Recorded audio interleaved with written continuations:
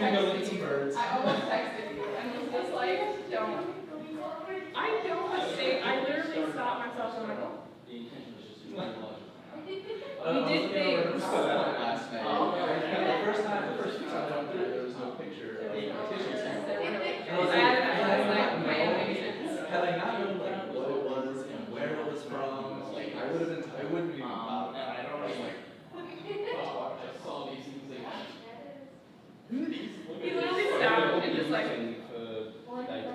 Mostly CGX on drives, and I just had like, and you had like on body.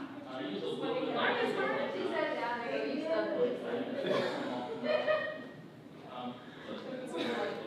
Close to my house. I really also coming back from the hospital diet because I was like thinking of him. I'm like, okay, stop. surface which needed long duration surveys. So I didn't get into high rise and stuff. This is why they never saw the surface. I was like, okay. What was weird? I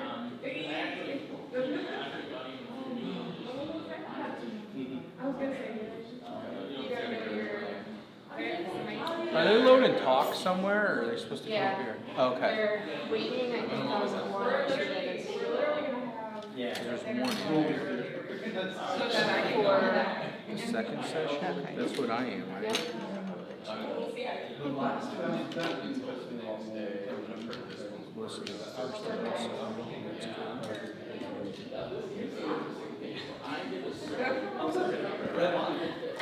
See, that's what makes me nervous. And that's what I like, though, there's part of me that, like, if I get to a certain point where I haven't gotten it, like, I still have, I have all my certificates. And then you can, like, actually take a person and, like, use it. Yeah, if you want to read the abridged, it'll have longer. It's not that much longer. It's not that much longer. It's like 300 words. I'm gonna go back. The review is gonna be like, that you got to like, super back.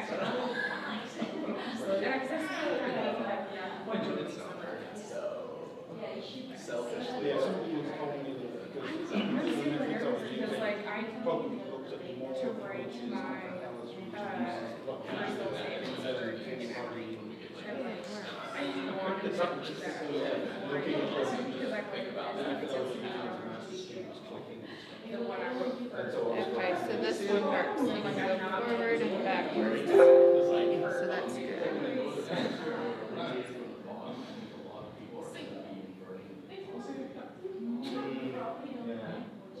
But yeah, see how it has like the laser bar? It doesn't work on the screen. LED. Somebody needs to invent a laser pointer that is not a laser.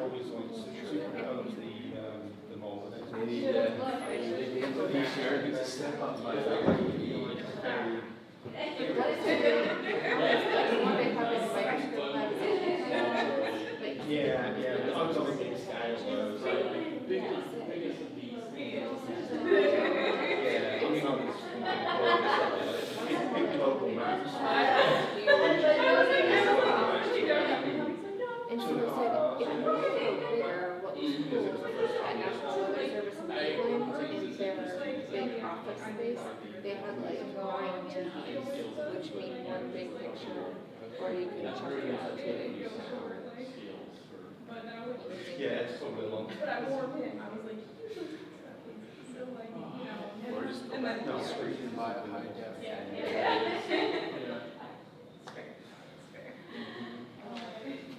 They're gonna be kind of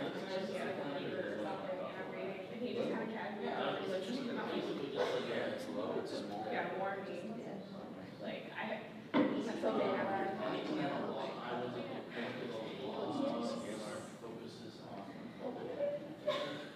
no, it's started like I think Yeah, but that was like 2006. In technology, I mean, you get new laptops every couple of years.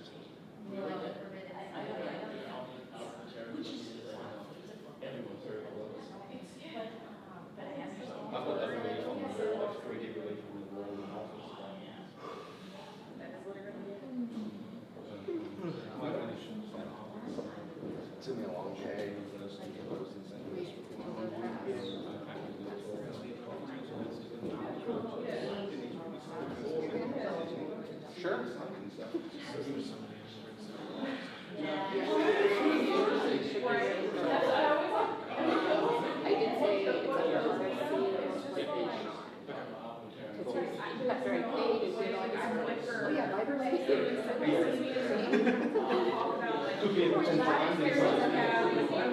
Yeah, like who's the other people coming and grabbing food? Honestly, the Hollywood ones just sound like you're like, or like you're like one order would be like all vegetarian, and you're like, oh. And I was like, any compliment your veggie had you So I brought like a whole big snack napkins and steel tip.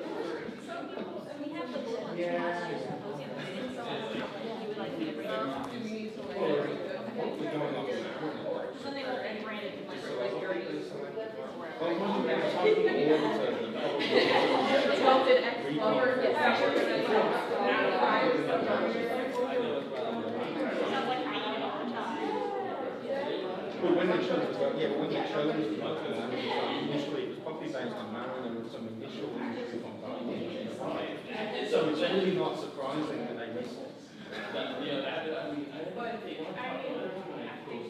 Yeah, I mean, I think it was generally sort of Catholic side. For Vikings. Interesting. It was like the secondary side. So it's just as well they didn't select it, because they said it's So there's only one talk right now? The first talk?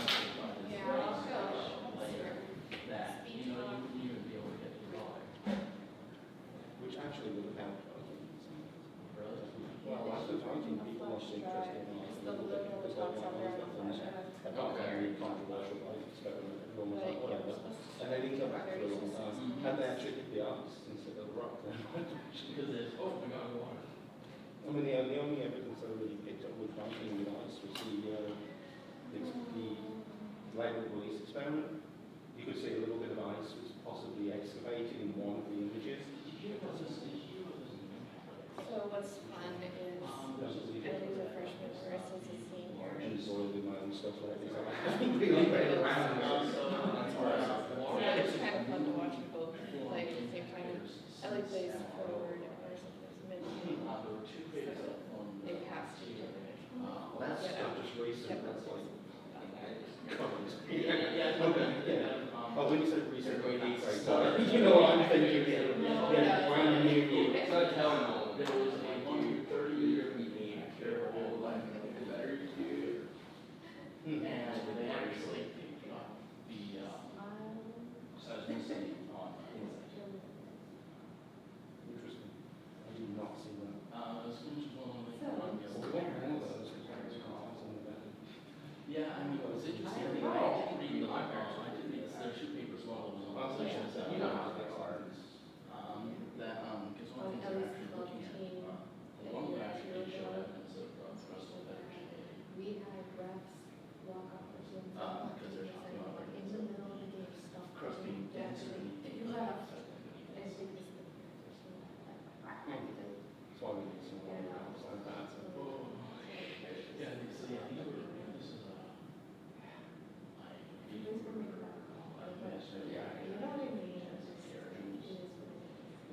I mean, to create a crack that size, I mean, that's.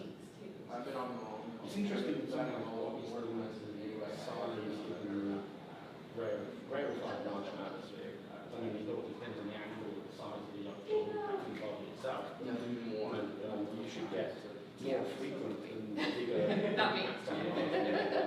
Jacob, this is Sean Ramsey. He's in charge of the science So maybe the department. flux of impact. Oh, yeah, the whole thing's the track. Okay, It's all his, yep. But he's teaching about, like, they assembled that building over Yes. there. And so, yeah, just about space. Was it? Yeah. It was elementary for years and years. Sounds like. Look, I mean, there's multiple buildings, right? Yeah, because there's a building in the back that has swimming pool. Yeah. And they would just walk over there and go swimming. So we only got the building right on. You could not street. Yeah. So it's just a high So school. they told it wasn't. It's not secondary, it's not like. That's the one, that's the one up front. The big one up front, yeah. Like when you're in, okay. Right. Yeah, it used to be. But I think I saw one talk about saying that for the estimates, I believe these things, these were. Oh, yeah, like when you're looking at it off to the right, right? You might have to explore back there, actually, just seen through the window, like, Yeah. other buildings. What's interesting is that they were actually looking at like the deposits from one where they're actually. It's like they, Yeah.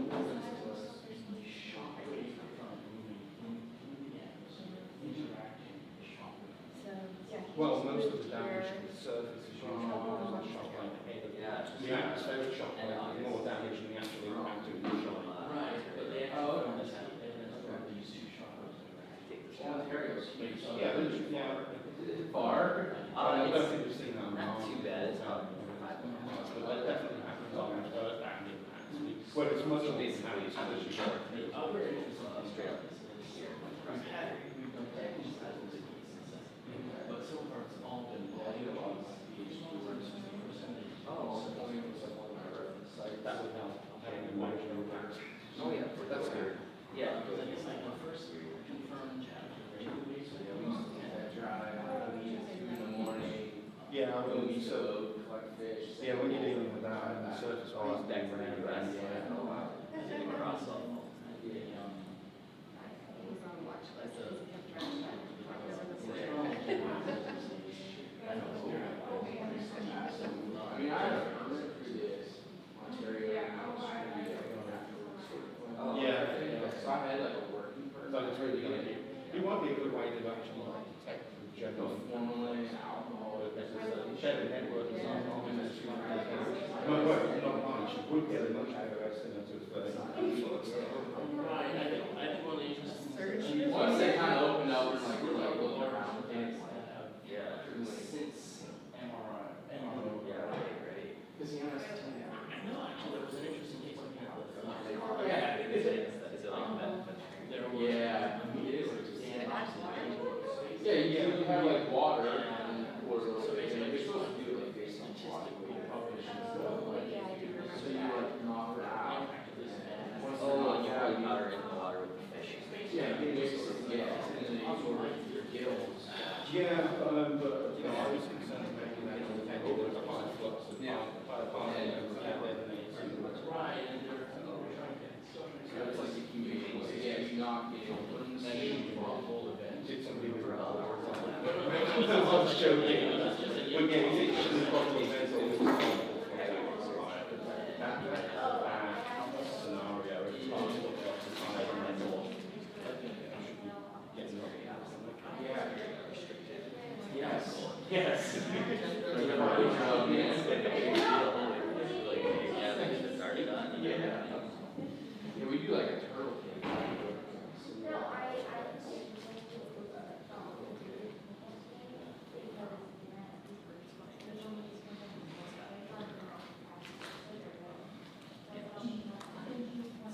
Great. Yeah. Yeah,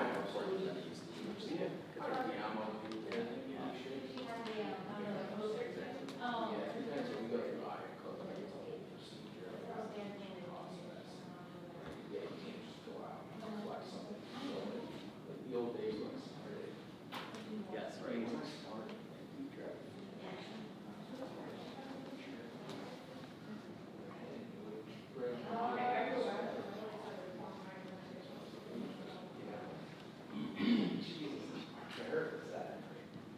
How you doing? Hi. David, Sean. Nice to meet you. Hopefully they're gonna bring the talks. Oh, shoot, we're at 10:30. Yeah, yours is good to go. When people come show. Yeah, you'll get your time, even if we get a late start. I'm not worried. Tell me when to shut up. I will. That's my job. Let me go check on.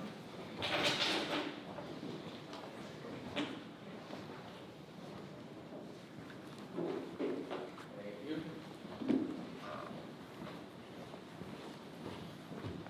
Don't worry, I have way more material than I need and lots of stuff in it. Okay.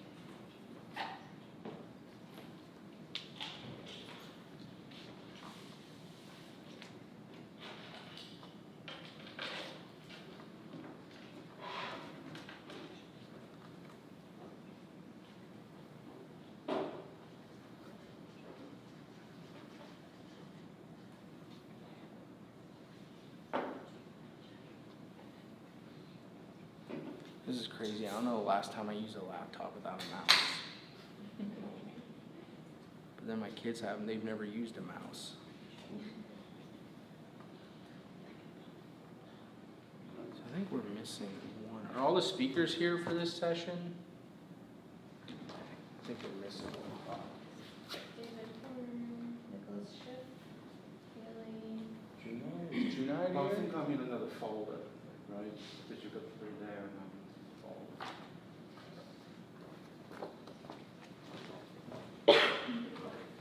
Yeah, I looked earlier. Oh, there's me. Oh, sorry. Yeah, I've got you. I'm one. Yeah, you're all set.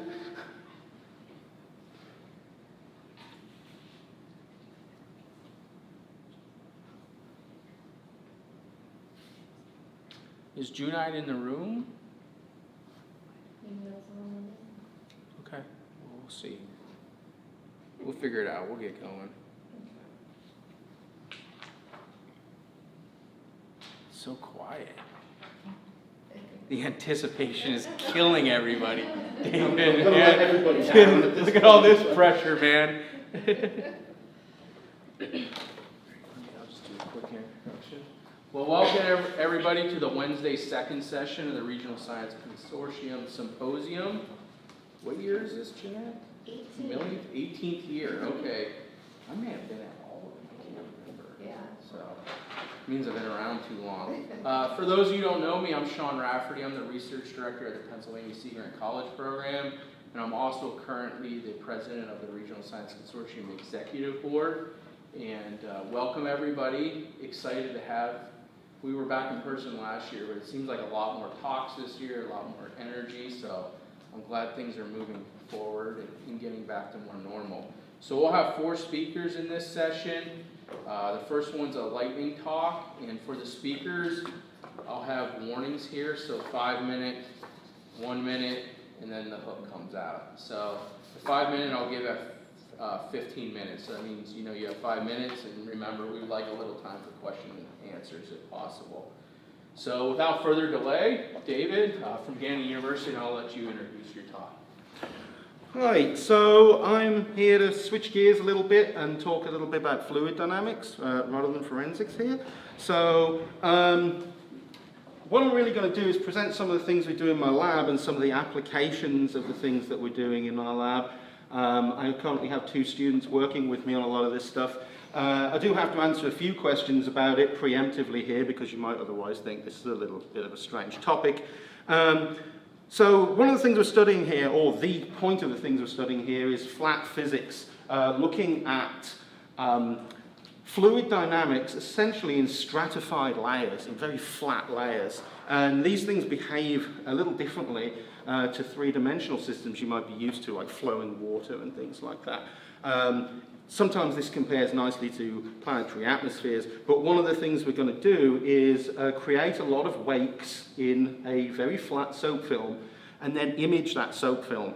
And then when we've got those images, we want to take that and turn it into a viable computerized model so we can look at the interactions of vortices and look at how wakes behave in a sort of 2-dimensional sense. And there's a lot of work on this that I won't go specifically into, but this is actually a relatively recent field as far as physics goes, where most of our mechanics and things like that is a few hundred years old. This was actually not really thought about until the 60s when people started looking at energy cascades and how vortices behave in 3 dimensions versus 2. So if you go and look at a vortex in water, you end up with this big vortex, and then it breaks down into smaller energies and smaller vortices. In some cases, in 2-dimensional flows, you actually see it get bigger. So you actually start off with a smaller vortex, and then it draws energy off of others and gets bigger and bigger and bigger.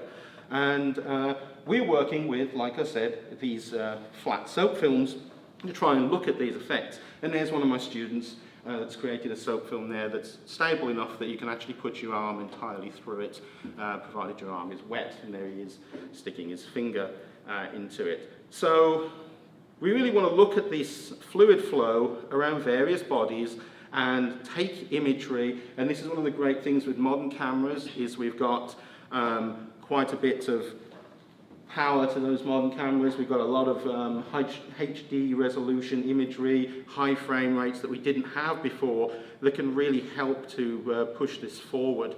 I say we didn't have it before, but we have it cheaper than we used to. So if you look at natural systems, you can often see wakes behind bluff objects that are put into flow patterns. So here you can actually see this is Canary Islands, and you can see these wakes from satellite imagery that are behind these islands. And you can also see this, and this is a better analog to our data, you can also see this in atmospheric sense. So you can actually see these cloud formations, and you can see these vortices in the atmosphere, and you can see these disruptions in the atmosphere from, say, the Hawaiian Islands here. Being of an astronomical background, I of course wanted to relate this back to my astronomy, so you can look at things like the clouds on Mars and, more accurately, the red spot of Jupiter, which behaves very much as a two-dimensional atmosphere, because Jupiter is very, very thick, and bits of the atmosphere are very, very thin compared to Jupiter itself. So just as a quick comparison, here's the kind of thing we're trying to do. This green screen over here, this is our 2D soap films and the kind of things we generate in the lab. And then the black and white there, the classic wind tunnel experiment, is the kind of thing people have always been doing with essentially putting smoke into a wind tunnel and testing it. And these are the kind of wakes that we can actually produce just by using these soap films here.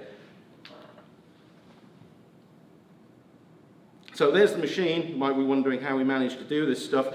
Originally this was a tabletop machine that kind of got out of hand. You can actually see I've had to start taking bits of the ceiling apart to actually fit this machine into the lab.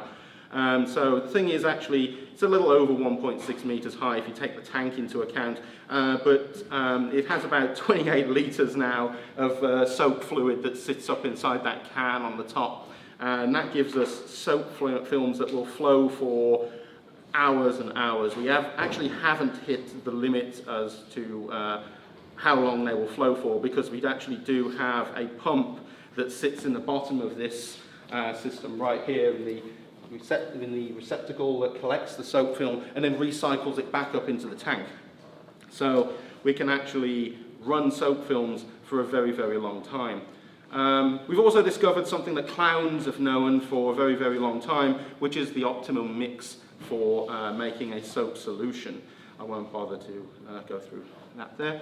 But in terms of making a soap film to test with, here's one of my students actually building a soap film here. So you take those lines, you run the film down one of those fishing lines there, and then you pull this out.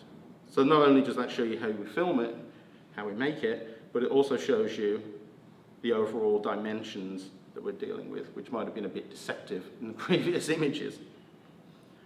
And then we actually put this under filtered lighting, so we can actually see the interference patterns here. So there's the studio lighting, you can kind of see the reflection there, and here we've got the filtered version where you can actually see clearly the interference patterns that come from a film that we haven't actually disrupted yet. In terms of disrupting it, here's another student putting a body into the flow pattern, and you can kind of see how resilient this is in how distorted that film is becoming just by pushing that shape into it, and it's not breaking. So it's a very, very resilient film that we can introduce pretty much any body that we want to see what kind of flow pattern we can get. This is a flat plate, so I have a lot of examples in a recently submitted paper, but this is a moving image, of course. It's a video of the wake that's generated by a flat plate, and you can kind of see how the soap film is actually being disrupted in the wake of that plate. Just for your information here, when you see the little black bits in there, those little black bits are the thinnest parts of the film, and that's why they're rising to the top. And just before these soap films snap, you actually see all these little tadpoles of black that all swim to the top of the soap film, and then the whole thing just pops. So the black bits, the darker parts, are the more buoyant parts of the film as you're thinning out the film in that interference pattern, and then all the other colours actually relate to various other thicknesses, with the green being the thickest parts. So we're actually getting into students modelling their own shapes, coming up with their own ideas, things they want to put into the wakes. Some of them are quite spectacular but scientifically useless. Others are very interesting from a scientific point of view. The students do enjoy putting some of these results out on things like YouTube and TikTok and stuff just because they look kind of trippy. But some of these, like I say, are more interesting from a science point of view. Things like this, where we have a sort of wing plan here, figure F there. So we have where we have this wing plan. It's much more interesting to me in terms of how we can see this in a sort of two-dimensional film and how the vortex streets get set up as you move that around. So some of these shapes have actually been made so they can spin. So as we spin them, we can spin off vortices from these. We're hoping to make that a little more scientific than just using a drill, but it was a good proof of concept. And as you can see over there with figure E, you've actually got this ellipse with a really, really pronounced vortex behind it. So I'm very pleased with that particular result, and I'm going to be doing a lot more testing with some of these. Now, one of the things I'll mention just here in the last minute or so to go, because I said as I am from a more astronomical background, we really wanted to look at, say, planetary atmospheres mostly, because this analogue works nicely to very thick atmospheres and looking at rarefied, stratified parts of that atmosphere. If you take something like Jupiter, as I said, part of its atmosphere there, even though it's 60 miles thick, is actually quite flat when you compare it to the overall diameter of the planet, which is about 143,000 kilometers. So you actually do see a lot of two-dimensional behavior, and one of the things that we've actually tried to do is model the Great Red Spot here. So if you actually take a look at the top panel there, that is an oval which is the same dimensions as the Great Red Spot, and then we've got a plate to constrain the flow behind it. So if you compare this in a similar light, there's Jupiter's red spot, and there's our model of that spot. Now, it's pretty good. We can actually get some features there that are very similar to the red spot of Jupiter.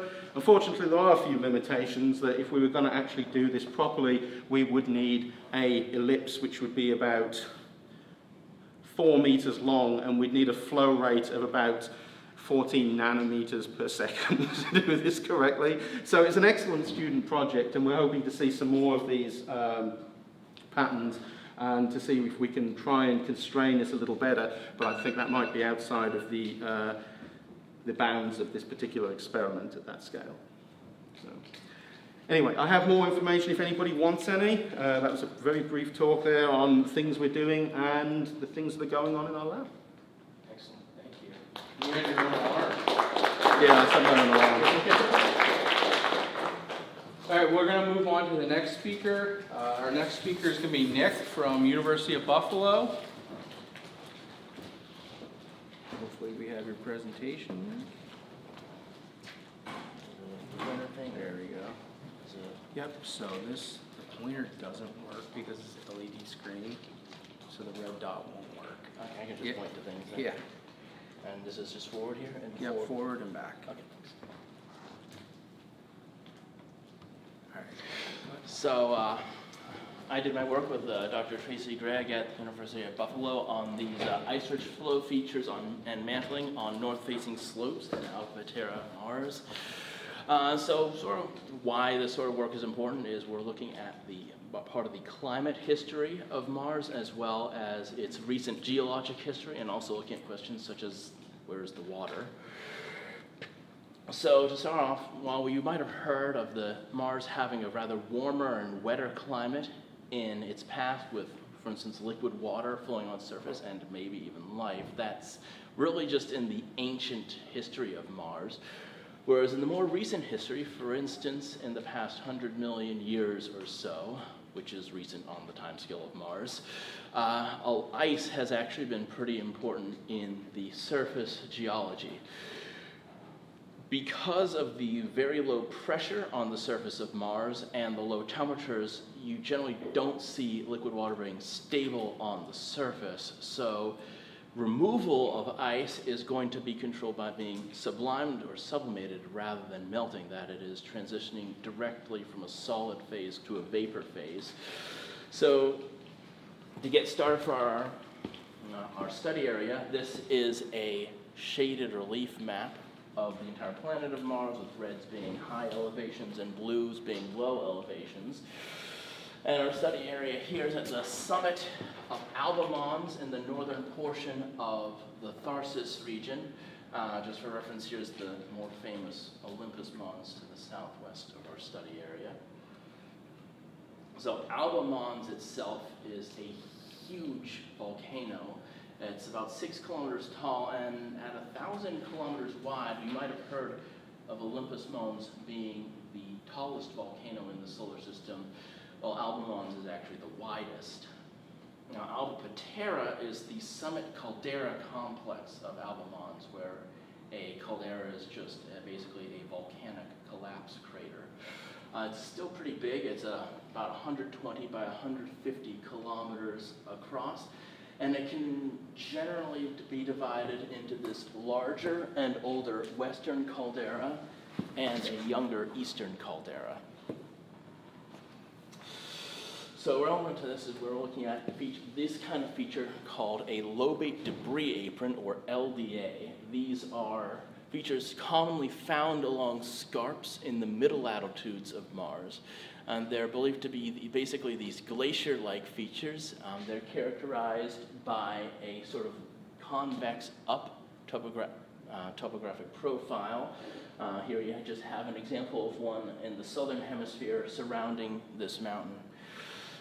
They are thought to consist of basically an ice-rich mass, which is then covered by a layer of rocky debris that protects them from sublimation. Geologically, they are among the younger features in the surface of Mars, post-dating a lot of volcanic or tectonic activity. But they could not have formed under the current climatic conditions on Mars. Ice exposed at the surface at mid-latitudes will sublime due to the atmosphere being extremely dry. But during past climate conditions, they could have formed. Here we have from Lasgard 2002 a graph of the modeled obliquity, or axial tilt, of Mars from 10 million years ago to the present. When obliquity is higher than it is today, higher than about 30 degrees, you can actually get ice deposited at middle latitudes to form, for instance, glacial periods.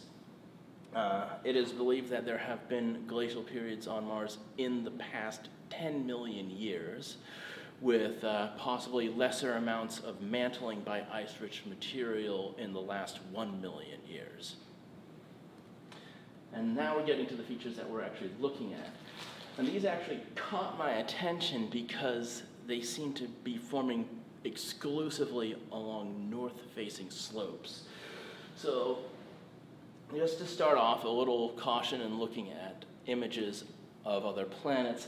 There's a common optical illusion where, because illumination is our only clue to topography, there's this common optical illusion where pits look like hills and vice versa. So for reference, that is actually an impact crater. That's a depression, though it might look like a hill to some of you. And for reference, this little icon here we use to indicate the direction that the sun is shining from, to give an indication of illumination. So these deposits here that we're looking at, such as this one here, form along north-facing slopes of the caldera walls. And here we have a closer look at one of them here, when we call them north-facing slope deposits, or NFSDs.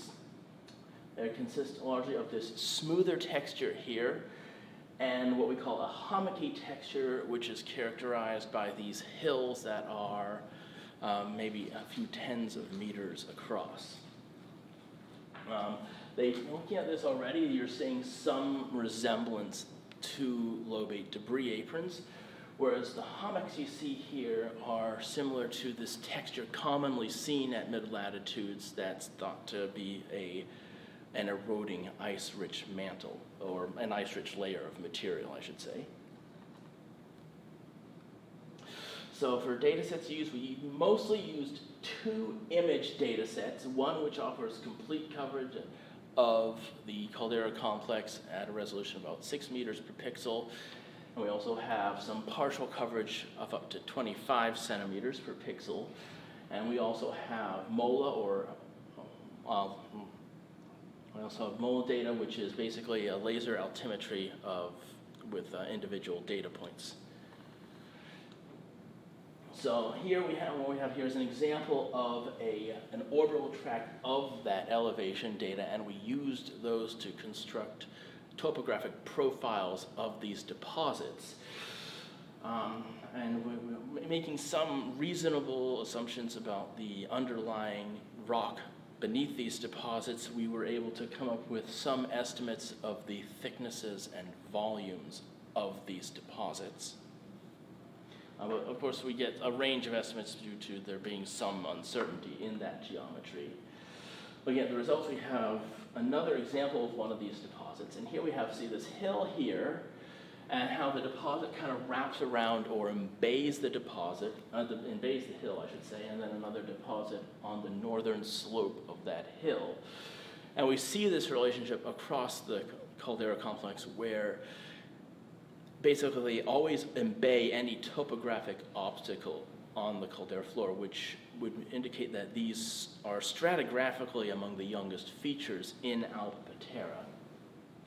Most of them are about 200 meters to up to 2.9 kilometers wide. This one is a larger example. And in this example, we also see, again, both the smooth texture and what we call the hummocky texture.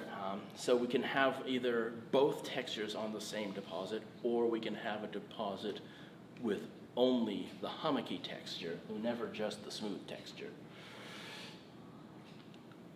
Looking at the hummocky texture, we have these hills that are generally 20 to 50 meters across, and based on shadow measurements, less than 10 meters tall. In some places, they may form these downslope trending ridges that are up to 200 meters long.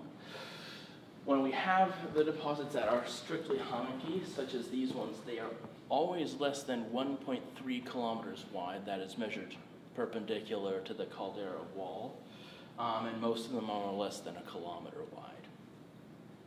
Comparing the smooth texture, there is some topography. We have, for instance, these hills that are smaller than the ones of the hummocky texture, about 5 to 10 meters wide, and also more subdued hills that are similar in size but shorter, as well as in some places, these downslope trending ridges, though smaller than the ones on the hummocky texture.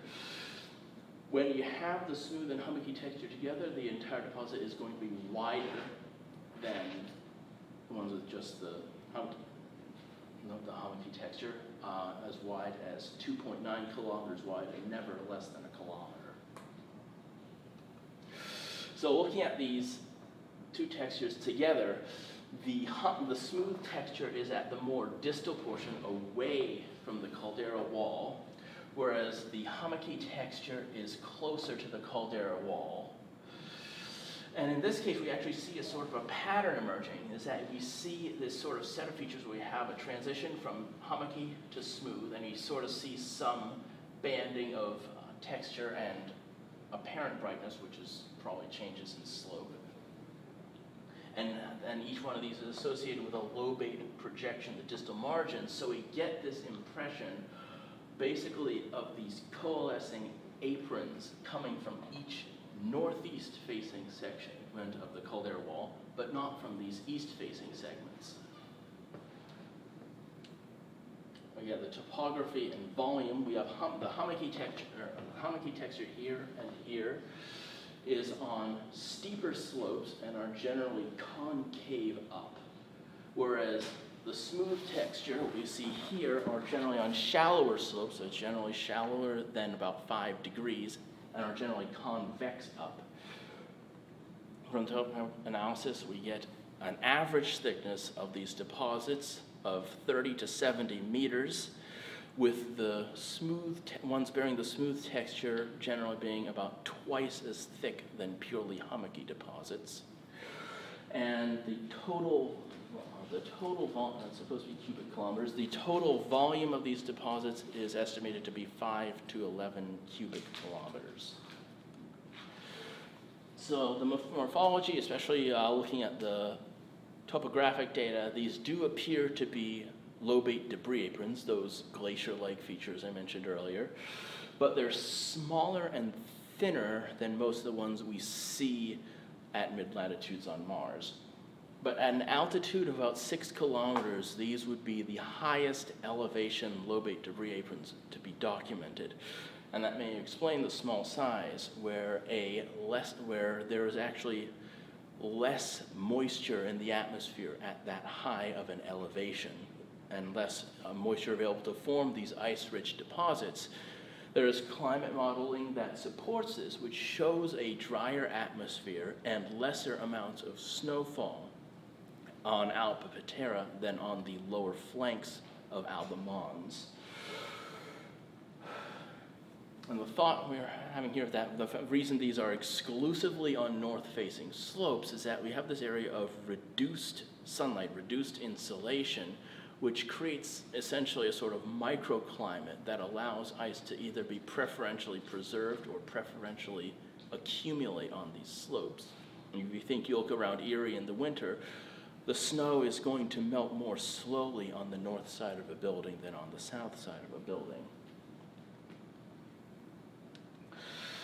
So we have basically this conceptual model based on other work with lobate debris aprons and our own analysis, where we have for an ice-rich core to these deposits, which is then covered by this layer of rocky debris that forms the portion that is the lobate debris apron.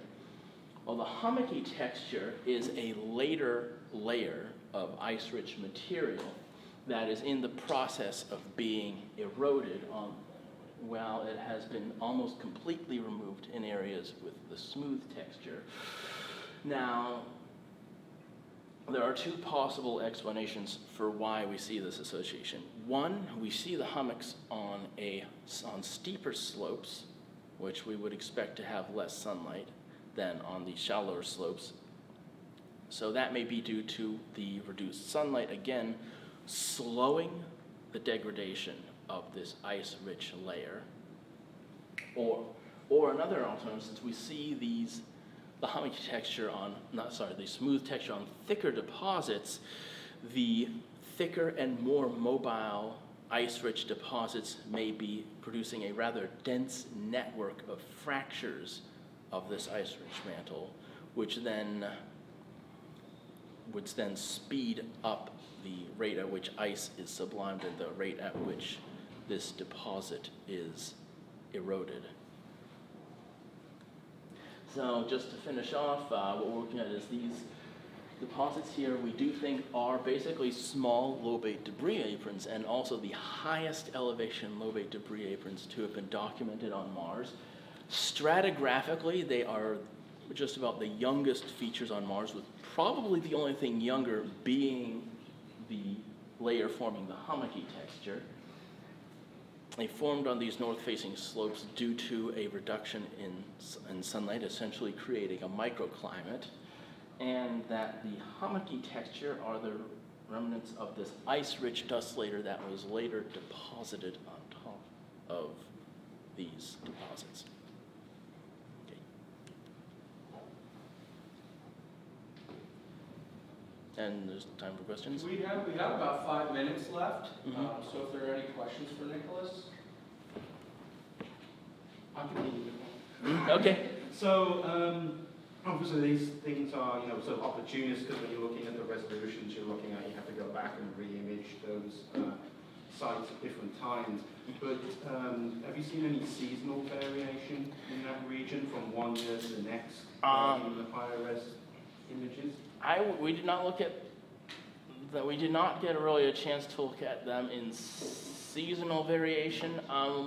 I will say from looking at, we did have different high-rise images overlapping. I don't think we saw much change that we could see, but it was kind of hard to say because we had like different illuminations and stuff like that. Yeah, the timing is always a problem. Because I know we've had like ones with really high the sun angle ones with a really low, which at least we were able to get some height measurements off of those. Are you a graduate student? No. No, this was actually started out as my MS thesis work, and it's actually now was more recently published in Icarus. So this goes back to, like, how do you get the images that you were showing there to take those measurements and do the evaluation? Like, how do you even get started to get, because it seemed like pretty high resolution. Well, so the images we got are all from the Mars Reconnaissance Orbiter, which is a NASA probe, and all NASA data is publicly available. Some of the high-resolution or high-rise images, it is actually possible to request that new images be taken through a program called HighWish. Oh, wow. Interesting. Okay. Yes. Is there a big research focus there at Buffalo to look at Mars and look at for water, or are you part of a bigger package there? There is a general area of planetary science at Buffalo. There isn't too much of a specific focus, and actually what little focus there is more on volcanic activity, which is interestingly how it started out, and I just kind of got fixated on these deposits.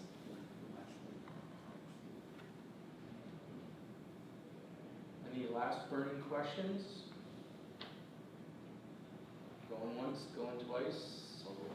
Great. Thanks, Nicholas. Appreciate it.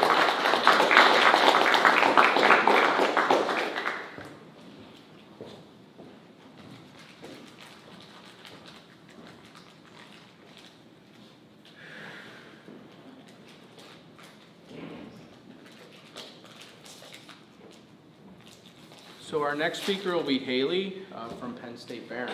We are. Thank you. Alrighty, good morning everyone. Today I'm going to be talking about some work I've done in the past year or so with Dr. Lynn Beatty at Barron. So I'm sure as all of us know, we are in a state of pretty rapid climate change, partially due to our actions as humans. The climate that we're experiencing right now isn't the same from what our parents were experiencing, and it won't be the same 50, 100 years from now. With that, there are a few prevailing predictions to how the climate might change over the next years. So, one I'm sure we've all heard of, increased surface temperatures. It's going to get hotter. Altered precipitation patterns, so more or less rain and snow depending on where you are. And then also altered frequency and intensity of extreme storm events, such as cyclones, droughts, wildfires, that kind of thing.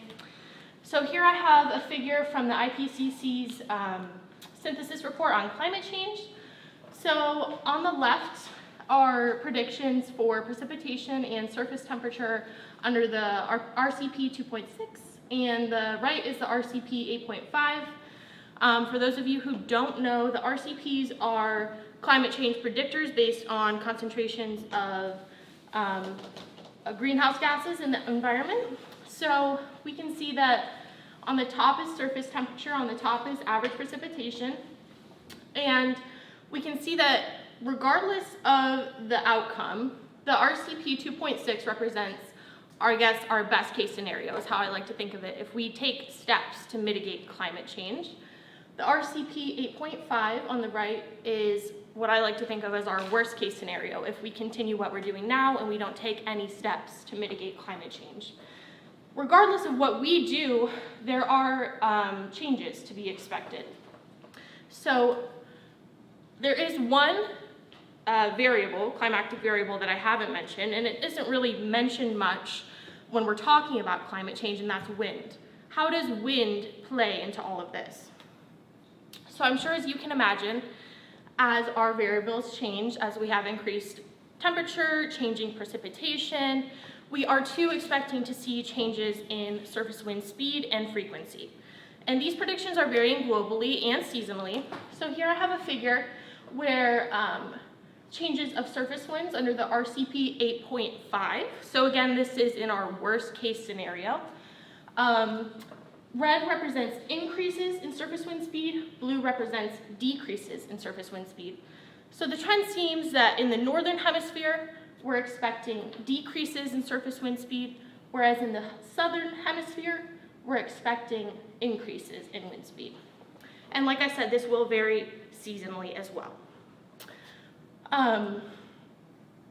We are kind of interested in how will these altered surface winds influence ecological interactions. We know that surface winds are going to influence us as humans. I know these numbers don't look incredibly large, but there is evidence that shows that changing surface winds are going to influence our wind energy industries. So we are interested to see how that will also influence ecological interactions. So I think it's easy for us to imagine how wind can influence terrestrial environments. On a particularly windy day, we feel cold when we feel the wind pull the heat away from our body. Same can be said for terrestrial organisms. And then wind can also contribute to a few other circumstances, such as evaporative air loss for amphibians or plants. And then also, if you're a flying organism, it's very costly to be outside when it's windy. So just as we would if it's cold or if it's rainy, they might choose to hide out for the day. I think it's a little more difficult to imagine how wind can influence an aquatic system, but we do know that wind influences a number of abiotic conditions in water bodies. So wind can increase dissolved oxygen concentration, increase turbidity as the water is shifting about, or decrease temperature. We're a little bit more interested in how can the wind influence the behavior of these organisms living in the water bodies. So there is evidence that shows in large lakes with a pelagic zone that wind causing wind action, wave action on the surface of the water can influence the space use and the behavior of the organisms living there. So on a particularly windy day, when there's a lot of wave action, the organisms tend to move down in the water body, at least below where the wave can penetrate. So the issue then becomes, where do they go? Because both predator and prey are now towards the bottom. So I guess you can imagine in a large lake, there's a lot of space, there's more room to move around. What about in smaller water bodies like ponds, ephemeral pools? There's really not a lot of space to work with. So on a particularly windy day, the effects of the wind on the surface can penetrate down, even towards the bottom of the water body, and there's really nowhere for them to hide. So what do these organisms do? How do they cope with wind? So with that, we have a couple main objectives. One was to determine how behavior of aquatic invertebrates is affected by wind, and then also how wind influences their predator-prey interactions. So we focused on a few different organisms for this study. For our predator species, we used dragonfly nymphs from 3 families. So we have the Aeshnidae, the Libellulidae, and the Gomphidae. And then for prey, we used either back swimmers from the family Nodonectidae or water boatmen from the family Coryxidae. We collected these organisms, 50 of each, so 50 prey, 50 predator. We collected them from Penn State Barron's campus on the former Gospel Hill Golf Course, and there are 3 ponds at that location indicated by the red pins on the board. So after we collected them, we immediately brought them back to the lab because we were interested to see how they would respond to wind under a behavioral trial in laboratory conditions. So for our behavioral arena, we had a fairly simple setup. This is just a 10-gallon tank with water in it, of course. A tall pedestal fan to generate wind on the surface of the water, and then a camera to film the trials. The camera we associated with Noldis EthoVision XT software, which is an animal tracking software. It's mostly been used with rodents in the past, but it can be used with other taxa as well, like fish, in this case, aquatic invertebrates. And we use that software to define 5 portions of the tank based on, so top, middle, or bottom, based on depth of the water, or close or far, depending on proximity to the fan. And we thought that these sections would be most informative because we generally expect two strategies when wind is being applied to the tank. One would be to come close to the wind source where the lip of the tank would provide a little bit of protection right here in this area, or to move down to the bottom where the wind isn't as strong and you aren't using as much energy to combat that wind. So we completed 3 types of trials for our project here. The first, we completed individual predator trials. So we put one of our predator species, one of our dragonfly nymphs, in the tank. We let them acclimate for 5 minutes, and then after that, the trial started. First 5 minutes with no wind, and then 25 minutes we applied wind, changing the speed randomly every 5 minutes. The particular fan that we used for this project had 5 speeds, so it worked out perfectly for us. And then we completed prey trials under the same conditions, so just one prey in the tank under the same conditions. And then in order to kind of observe their predator-prey interactions, we did a combined trial. So we put one predator species and one prey species in the tank together, and we applied the same conditions to the tank.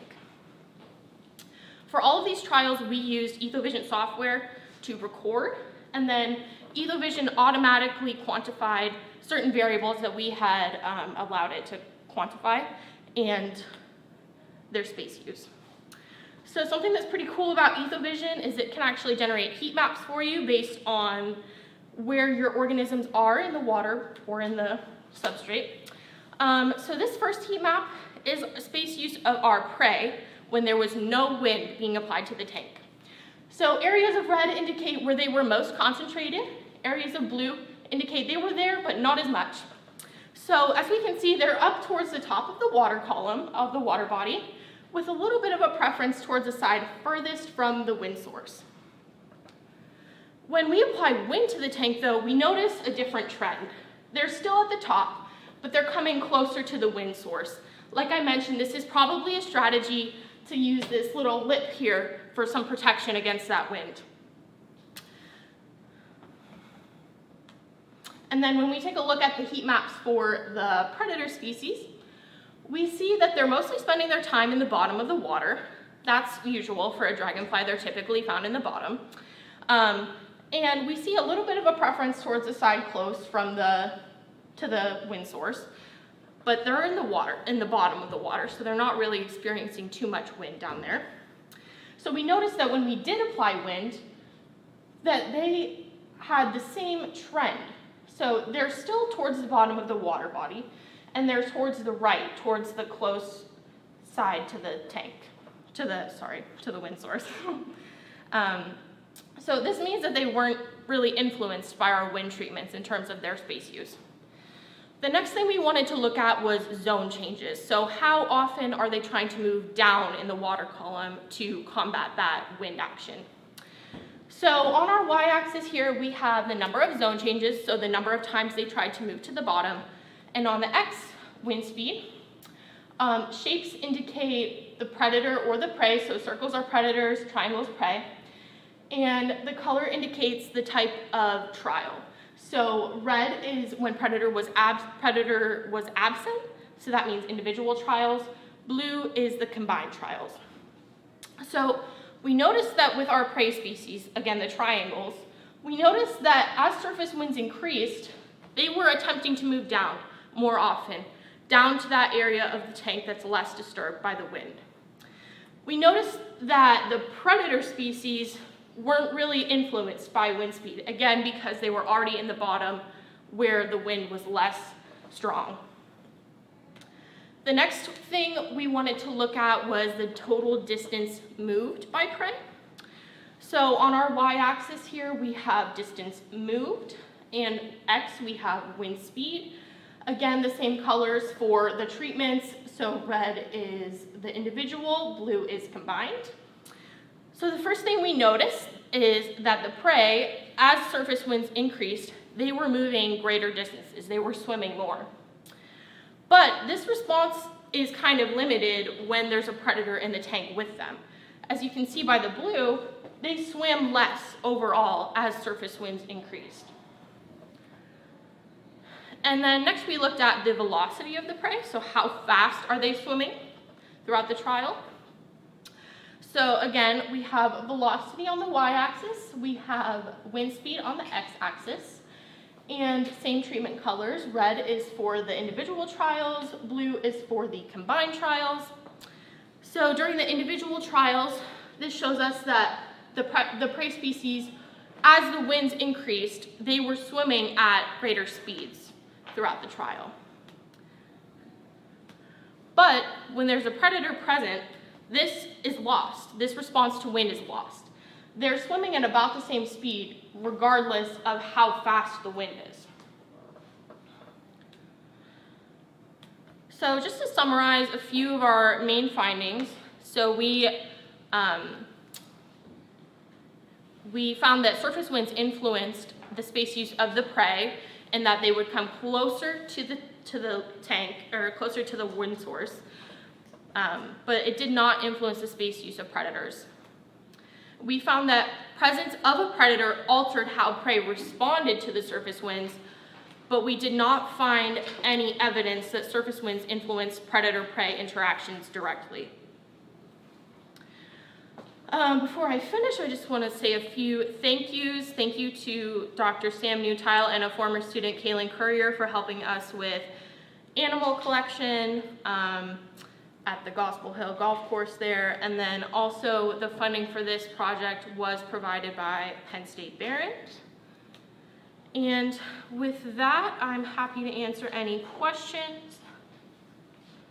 We do have a few minutes for questions. Is there anything out there?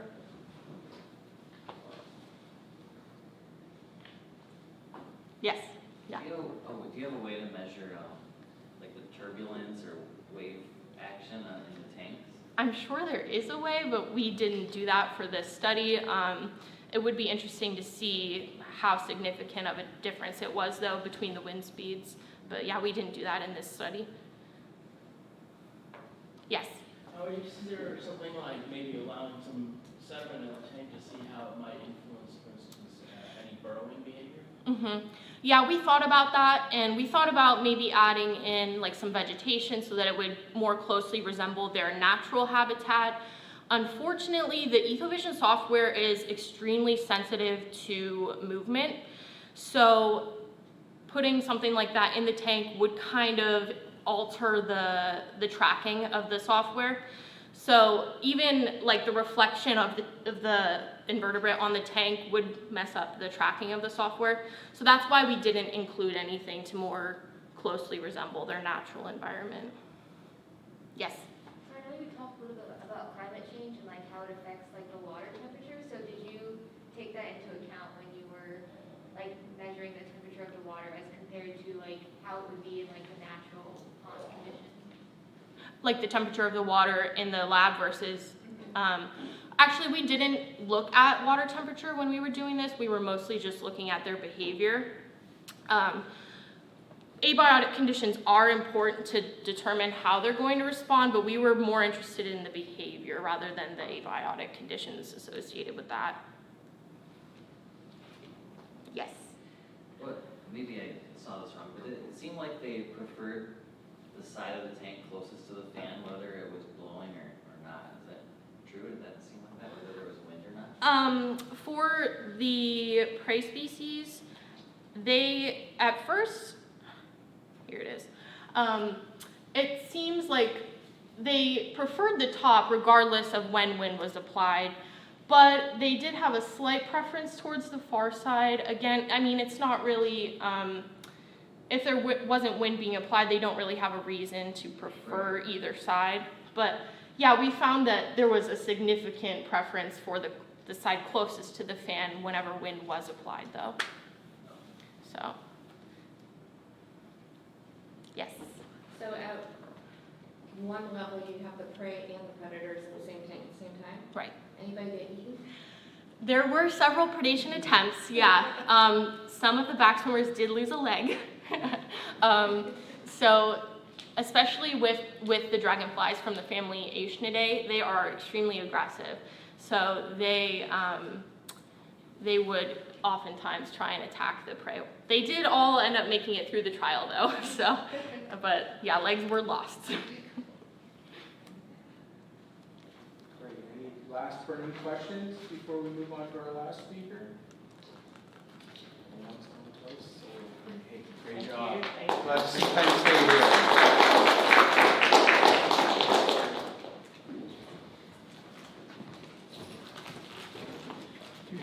Perfect.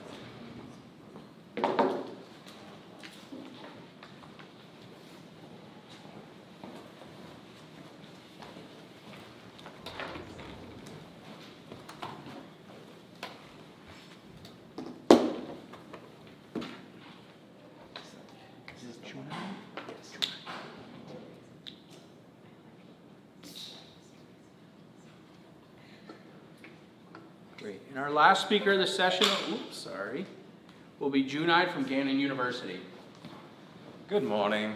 I'm Junaid Pasha. I'm an assistant professor at Gannon University. My student Rahul Singh unfortunately couldn't come because of an emergency. And ironically, which is the topic of my presentation. So, welcome to my presentation on the innovative manufacturing concepts to tackle emergency demand. So, if we think about some emergencies, the biggest emergency I can think of could be COVID, right? So, how did COVID hit you? How were you guys got affected? Did somebody lose jobs? Did somebody have a shortage of foods? Did somebody go crazy? I saw a lot of videos, YouTube videos, where some nice women were just fighting for toilet paper, a huge roll of toilet paper.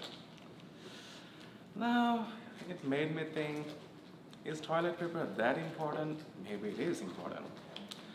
The question is, why were they fighting then? Yeah, there was a shortage of toilet paper, and I'm just trying to help them with this toilet paper so that they don't fight in the future for toilet paper when we got hit with another emergency.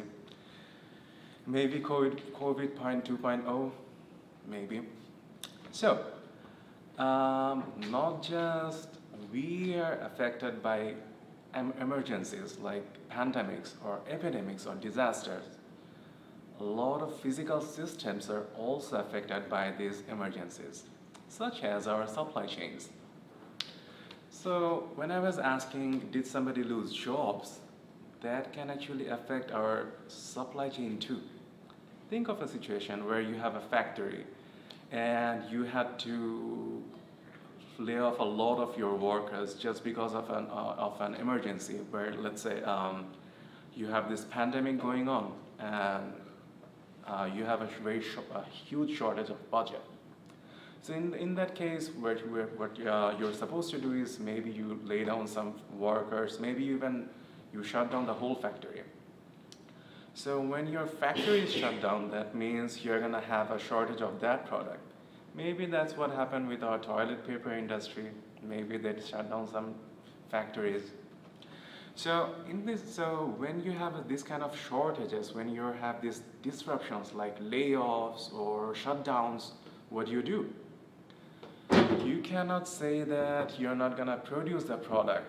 You cannot manufacture that product because that's when people go crazy. That's when we have some nice women fighting for toilet paper, and we don't want that.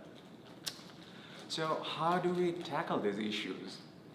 So maybe what we can do is something of a new manufacturing concept, something very different from our original conventional manufacturing systems.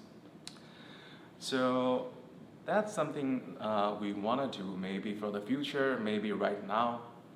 So one of the concepts or one of the new techniques we can deal with these emergencies is the factory-in-a-box manufacturing technique. So with this factory-in-a-box manufacturing technique, you don't need these huge factories to be open. Maybe you can have just some vehicles, just some trucks, and with those trucks, you can actually produce a lot of products. Those toilet papers, foods, medical devices, a lot of things. So what is this factory in a box? So here we see a nice container, and inside this container we have some robots, some stations, and whatnot. So under this concept, this container here is actually called the factory, and this container is also called the box. So what it means is that this container contains the factory, which are basically the robots here. So these robots are in charge of producing our final products. And the factories and the containers, maybe these boxes, are actually transported with vehicles. So practically, you can think of a container truck, where your container truck will have this kind of robots or some workstations inside its container. And this container will produce all the associated products. So what do these vehicles do then? What do these trucks do? So they're supposed to travel to locations that are actually hit with these emergency situations. So maybe when COVID hit first in the US, it was probably Washington State or something, I don't remember, but maybe Washington State. So the trucks would then be deployed to Washington State, where we have these extreme emergencies going on, where we have this shortage of products. Then these trucks will actually manufacture your products. There's a downside, that is you cannot manufacture products wholly just from these factories. You need some kind of semi-finished products. So what you can do in this case is you maybe collect some raw materials from your suppliers, then maybe you can collect some semi-finished products from your manufacturers, some sub-manufacturers, and then with these factories you can assemble the final product. So this factory in a box manufacturing technique has been used by a couple of big tech companies, such as GE Healthcare. I guess we missed GE in Erie. It was nice when they were here. Anyway, so there are a couple of settings you can actually use for factory in a box. So initially, the one you can use is the one I just mentioned. Like you can have a small demand but emergency demand. So in this case, your factory or your truck can travel from one location to another. That is, they keep traveling from supplier locations to manufacturer locations to the customer locations where the final product will be manufactured. But when you have a comparatively high demand, then you actually don't have the luxury to travel on and off from here and there. You don't have that luxury. What you can do in that case is you can actually station your vehicle near a customer location where that's a location that you decide. That is, you think or you forecast that you're gonna have a high demand in location A, maybe Erie.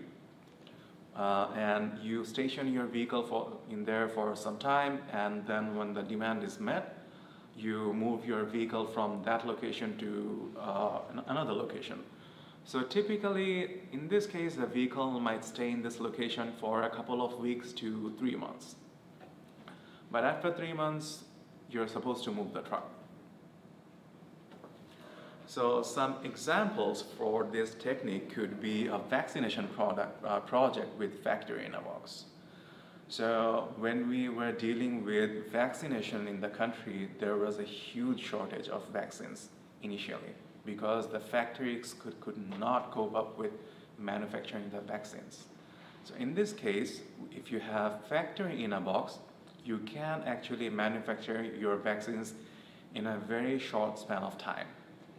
So you can collect medical liquids from your suppliers. Then maybe you can collect syringes from your manufacturers, and then you carry these syringes and medical liquids from one location to another, and then when you're at the customer location, you actually assemble the final product and you help people. So that's one way you can do factory in a box. And lately, we are dealing with Internet of Things, where everything is digitalized. So how can it help us with factory in a box manufacturing? So in this case, you can think of a real-time manufacturing system. So here, an order is placed through an online system, which will be received by suppliers. Then the suppliers will load the semi-finished products into the movable factory, the truck basically. Then the truck will travel to the customer location, and there the final product will be manufactured. So there is an ongoing project on this factory in a box manufacturing technique. So that's funded by the National Science Foundation. So under this project, we are in charge of developing an optimization model to support factory in a box manufacturing. The objective here is to minimize the total travel time and to minimize the total manufacturing cost. So under this optimization model, we are trying to see if we want to use factory in a box manufacturing or conventional manufacturing at different customer locations. So let's say the question is, why are we doing that? So one of the reasons to check this feasibility is that some locations may not actually need factory in a box manufacturing, because sometimes we don't actually shut down all the factories, some real factories. So some of the real factories will still be open. And when we have these factories open, maybe it would be better to use those factories in those locations. And obviously some of our real factories will be closed, and we need factory in a box in those locations. So after doing that, we have to solve this mathematical model or this optimization model. And there are a couple of techniques to solve these optimization models or mathematical models. We can use some commercial optimization solvers, which take a huge amount of time.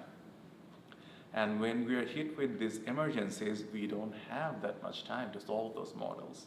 So what we can do is we can actually use some problem-specific algorithms, which are called heuristics, or some universally used algorithms, which are called meta-heuristics. So with this meta-heuristics or some even advanced algorithms, which are called hybrid algorithms, we can solve this optimization model. And after solving this optimization model, we are going to do a case study on the feasibility of this project, where we will try to manufacture medical products, and we will try to see how this factory in a box manufacturing technique actually helps us in comparison with our conventional techniques. So as part of future research, we are going to analyze factory in a box in an uncertain environment. That is, let's say you have some kind of disruption. Your factories are closed. Still, we don't have all the data about our closures. Maybe some factories will close right away, like when the emergency hits, or some factory will be closed after some time, maybe after 2-3 months. Or we don't, let's say we don't have enough information about the customer demand during those emergencies. So how do we deal with that? That could be a future research question. And factory in a box manufacturing can actually be facilitated with electric vehicles, because they're actually better compared to our conventional vehicles. They help us with carbon dioxide reduction. They help us with energy efficiency. So one research question could be, how do we incorporate electric vehicles within the scope of factory-in-a-box manufacturing. So with that being said, I would like to thank you all for attending this presentation, and I'm open for questions. Any questions? We do have a few minutes.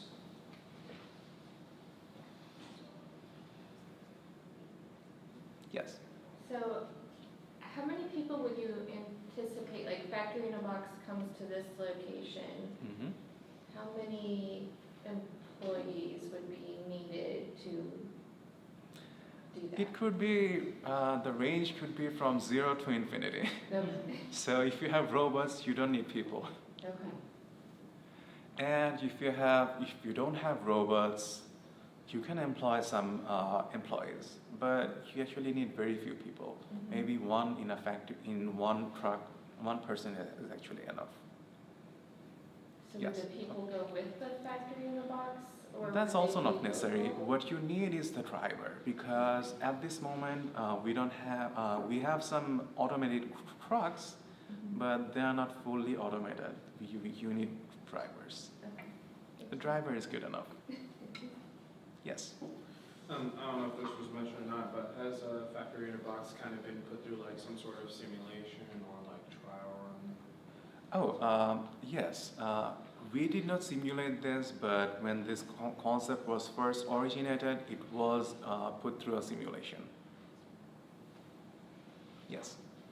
Have you ever considered if, like, if there's a site of emergency where you do not have electricity,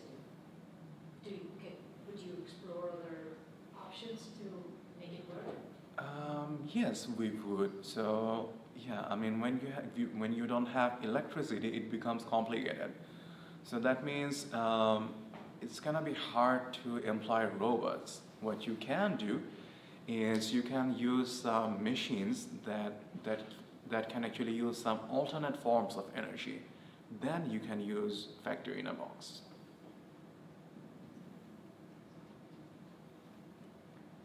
Any last questions before lunch?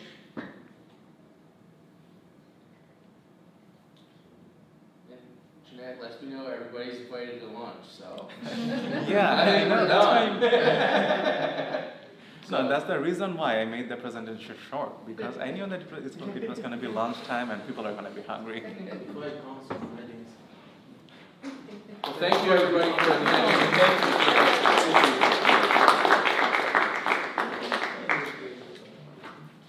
Thank you very much. Appreciate it. Please help yourself.